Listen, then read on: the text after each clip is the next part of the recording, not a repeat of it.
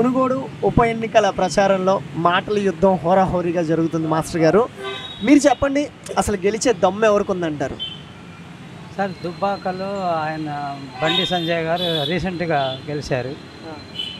అదేవిధంగా ఇప్పుడు అదే ట్రెండ్ కొనసాగుతుందని నేను భావిస్తున్నాను సార్. వీళ్ళు ఎంత మొబ్బ పెడుతున్నారో దిక్కు తెలియని మొబ్బ పెడుతున్నారు. ఎందుకంటే మొత్తం వాళ్లకు పవర్ అంతా వాళ్ళ చేతిలో ఉంది, టోటల్ పవర్. పోలీస్ అనుకోండి, ఎమ్మెల్యేలు అనుకోండి, డబ్బు అన్నీ, అంటే వాట్ నాట్ ఎవ్రీథింగ్. అంటే నేను గవర్నమెంట్కి ఆపోజిట్ మాట్లాడుతున్నానని భావించకండి, ఉన్న వాస్తవం అన్నమాట. అంటే ఇంతమంది పోయి అక్కడ ఒక్క నియోజకవర్గానికి ఇంత ఇది చేయడము నాకు ఎందుకో నచ్చడం లేదు. నాకు కూడా ఇప్పుడు 70 years ఉన్నాయి సార్, చిన్న వయసు ఏం కాదు. నేను రిటైర్డ్ అయ్యి బాబు ఎన్నో ఎస్ నేను ఎలక్షన్ ఆఫీసర్గా కూడా ఎప్పుడో చాలా మార్లు కూడా చేశాను. ఇప్పుడు ఒక్కదానికి ఎంతమంది మార్బలము ఉండడం నాకు ఎందుకో నచ్చడం లేదు సార్. ఇప్పుడు నాకు ఒక చిన్న డౌట్ వచ్చింది. అంటే మీరు ఎలక్షన్ ఆఫీసర్గా చేశారంటున్నారు కదా, ఒకప్పుడు మీరు ఎలక్షన్ ఆఫీసర్గా చేసినప్పుడు ఉన్న పరిణామాలు, ఇప్పుడున్న పరిణామాలు, పరిస్థితులు ఎలా ఉన్నాయి? సంబంధమే లేదు సార్. అప్పుడు కొద్దిగా అటు ఇటు భయపడేవాళ్ళు, ఏదన్నా బ్రైబ్ ఇస్తాము అట్లా ఇట్లా అంటే భయపడేవాళ్ళు. ఇప్పుడు మొత్తం యంత్రాంగమే దిగింది అక్కడికి. అక్కడ ఢిల్లీ అంటారు, ఇక్కడ ఇది అంటారు, అది అసలు కోట్లు అనేది లెక్కలేకపోయింది సార్. ఒక సామాన్య ఒక ఉద్యోగస్తుడు రిటైర్డ్ అయితే ఒక 1000 రూపాయలు అంటే వాడు నెల రూపాయలు ఎట్లా ఖర్చు పెట్టాలా చూసి ఖర్చు పెట్టాలనుకుంటారు.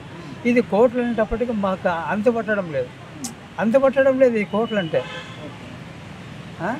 ఏం మాట్లాడము సార్, కోట్లు అంటే ఎక్కడి నుంచి వస్తాయి సార్? Is it possible? వినడానికే ఆశ్చర్యం అవుతుంది. సో అసలు రాజీనామా చేయడానికి ఏంటంటే సార్, రాజీనామా చేసి బీజేపీలోకి ఎందుకు వెళ్ళారంటారు? ఒక్కొరు రకంగా మాట్లాడతారు సార్. అంటే జిఫోకు ఇది ఉప్పరికొక బుద్ధి అంటారు కదా, అట్లా ఆయన ఏదో కాంట్రాక్టుల కోసము ఇది చేసినాడు ఎట్లాంటిది అంటారు. అది లోగుట్టు పరిపాలకులుగా పెద్దవాళ్ళని. బట్ ఆయన చేయడము మరి ఇంత పెద్ద తతంగంలో ఇది చేయడం నాకు ఎందుకో నచ్చడం లేదు. బెటర్ దీని గురించి మాట్లాడుకుంటే మంచిది. ఎందుకంటే పేపర్లు చూసామంటే చికెన్ సప్లై అంట, మద్యం సప్లై అంట, అది కోట్లలో సార్.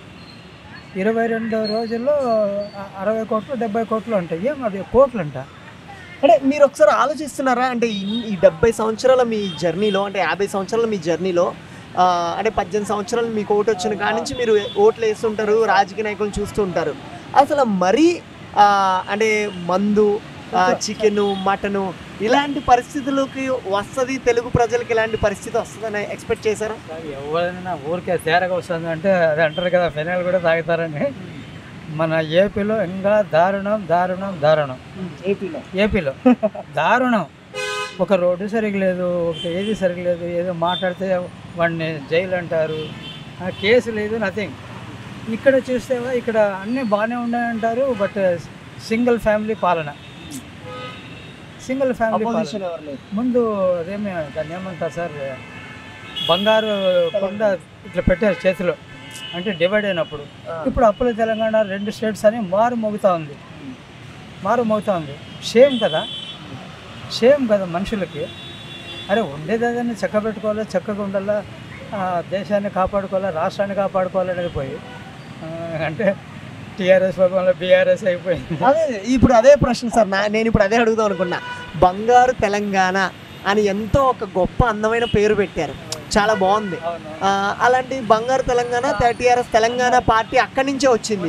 ఇప్పుడు టీఆర్ఎస్ని కాస్త బీఆర్ఎస్ చేశారు. ఈ 2 టర్ముల్లోనే ఆయన అప్పులు పాలైనాడని పేపర్లు చేస్తుంటే నాకే ఆశ్చర్యమవుతుంది సార్. ఎందుకు తప్పు జరుగుతుంది, ఎక్కడ తప్పు జరుగుతుంది, సరిదిద్దుకోవాలి కదా. అన్నీ స్కాములే. కవితమ్మ గారు అంటారు, కవితమ్మ ఏదో లిక్కర్ దాంట్లో ఇరుక్కుపోయిందని పేపర్ నిండా వాగిపోతుంది. ఎందుకు సార్ ఇవన్నీ ఇట్లా? ఒక నన్ను అడిగితే మనిషి అనేవాడు ఎవరైనా కానీ ముందు మన రాష్ట్రాన్ని కాపాడుకోవాలా, తర్వాత దేశాన్ని కూడా చూసుకోవాలా. ఇల్లు చక్కబెట్టుకోవాలా, సంఘము, రాష్ట్రము, దేశము. కరెక్టా? రాష్ట్రం బాగుంటే అప్పుడు బాగుండాలి. నన్ను అడిగితే ఇప్పుడు ఒక మోడీ గారి పరిపాలనే బాగుంది అని నాకు అనిపిస్తుంది సార్. నాకు అనిపిస్తుంది. మరి అంటే ఇప్పుడు ఆంధ్రాలో కానీ తెలంగాణలో కానీ లేదా ఇప్పుడు ప్రజెంట్ జరుగుతున్న ఎలక్షన్స్ మునుగోడులో కానీ ఓకేనా, అక్కడ బీజేపీ వస్తే బాగుంటుందని మీ ఒపీనియనా? Yes, more or less. ఎందుకంటే 2 టర్ముల్లో మన కేసీఆర్ గారు అప్పుల పాలని అంత గ్రేడింగ్ చూస్తూ ఉన్నాం. అంటే మంచి డబ్బు ఉండే రాష్ట్రాన్ని అప్పుల పాలు చేశారు అంటే ఎవరు చేశారు? వన్ మ్యాన్ షో ఉన్నట్టే, ఇది వన్ మ్యాన్ షో ఉన్నట్టే కదా.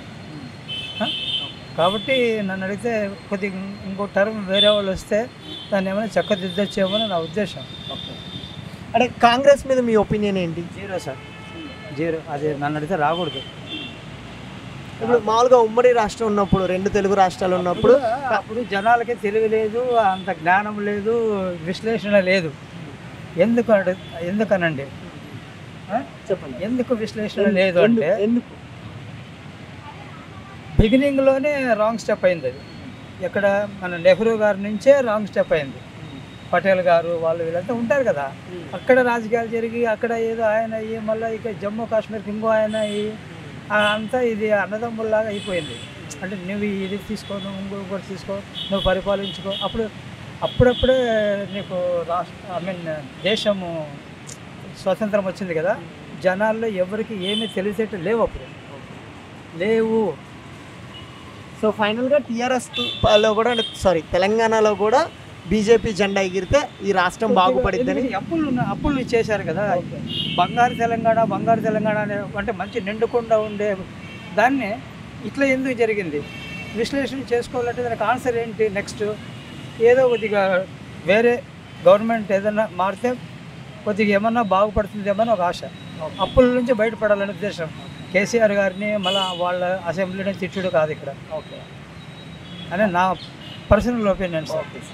సార్ ఇప్పుడు నా నెక్స్ట్ క్వశ్చన్, ఇప్పుడు ఆంధ్ర రాష్ట్రం పరిస్థితి చాలా దారుణంగా ఉంది అని చాలామంది అనుకుంటున్నారు. మీరు ఒక పెద్ద మనిషిగా, ఒక మాస్టర్ గారుగా ఎన్నో చూసుంటారు. ఇప్పుడు జగన్ పరిపాలిస్తున్న ఆంధ్ర రాష్ట్రం ఎలా ఉందని మీ ఒపీనియన్ చెప్తారు? సార్ ఏ ఒక్క పని కూడా చేయడం లేదు ఆయన. అంటే అన్ని పథకాలు ఇస్తున్నారు కదా సార్? ఇస్తున్నారు సార్. అప్పులు చేసి ఇవ్వడమే, నువ్వు ఇవ్వచ్చు, నేను ఇవ్వచ్చు, మీరు ఇవ్వలేరా? డబ్బులు మీ దగ్గర ఇలాంటి అప్పు చేసి మీరు ఇవ్వలేరా? You too can, not as a CM of that AP. మీరు కూడా డబ్బు ఉంటే ఇవ్వచ్చు. లేదు మీ దగ్గర జేబులో లేదనుకోండి, అప్పు చేసి ఇస్తున్నాడు ఆయన.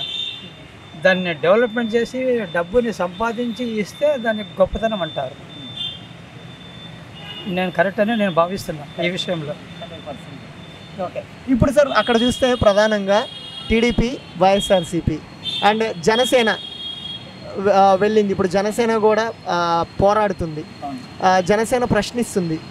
అంటే పోరాడుతున్న వ్యక్తుల మీద, ప్రశ్నిస్తున్న వ్యక్తుల మీద అంటే పార్టీ వాళ్ళే కాదు, కార్యకర్తలు కానీ లేకపోతే కిందున్న ప్రజల మీద కూడా కేసులు పెట్టడాలు ఇలా జరుగుతున్నాయని అంటున్నారు. దీని మీద మీ అభిప్రాయం ఏంటి? సార్ పవర్ ఉంది, పవర్ను వాళ్ళు యూటిలైజ్ చేసుకుంటున్నారు. వీళ్ళకి పవర్ లేదు, రైట్ ఉన్నా కూడా వాళ్ళు స్టేషన్ తిరగాల్సి వస్తూ ఉంది, వాళ్ళ కార్యకర్తలు బయటికి తీసుకురావాల్సి వస్తూ ఉంది. ఇది నన్ను అడిగితే పెద్ద మోసం అంతే కదా సార్.